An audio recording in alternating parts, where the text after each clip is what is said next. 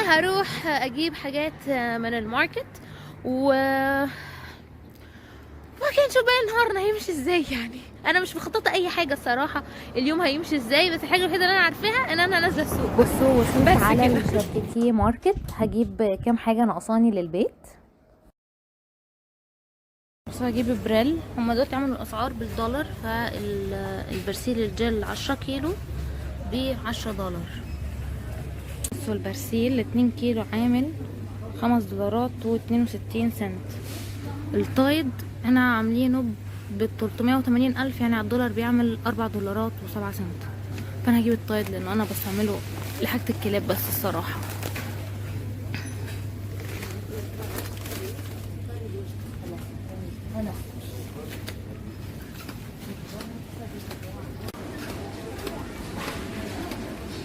صح. بصوا انا استعملت الكولجيت ده بالجل، حلو جدا. اوكي، و 482,000 مش حاطينه على الدولار. في سيجنال كمان بس انا هجيب ده، عارفاه يعني استعملته قبل كده. في بقى غسول الفم، في اورال بي، وفي الاسترين الكبير برضو ب464، وفي كولجيت ب315. ممكن نجرب ده، عاملين عليه خصم 25% ب315,000. بس عاملين هنا حاجات ممكن نزرعها زي روزميري ومردكوش، مش عارفه ايه المردكوش ده، شكلها حلو قوي.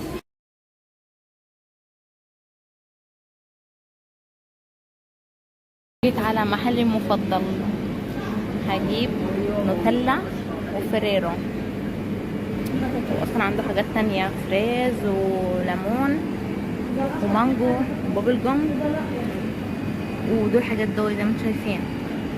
بس انا هجيب نوتيلا وفريرو كالعادة. بصوا وصلت عند مريم صاحبتي. بصوا الجو مغيم ازاي.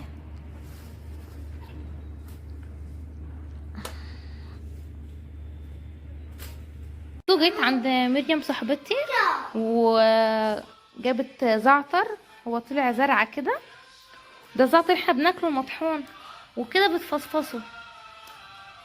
واو، اعمليها لهم كده الطويلة، ايوه دي كده. بصوا هي حطت عليها عصرة ليمون وملح وزيت. اوكي، دي كده اول طريقة بتتاكل فيها. تاكل مع خبزة. ده هذا الشيء خبز يا جماعة. اوكي، بعد كده بنحط الزعتر فيه.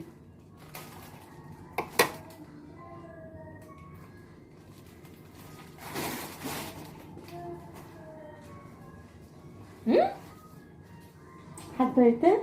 ايه،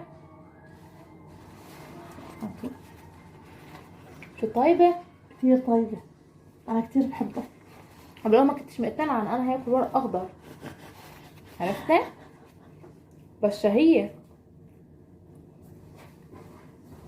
بس ورق زعتر فريش وعصير ليمون وملح. احنا زودنا طماطم وبصل على نفس الخلطة. ضيفي البرتقال؟ لا، ما باكله. أوكي. هذا الاختراع.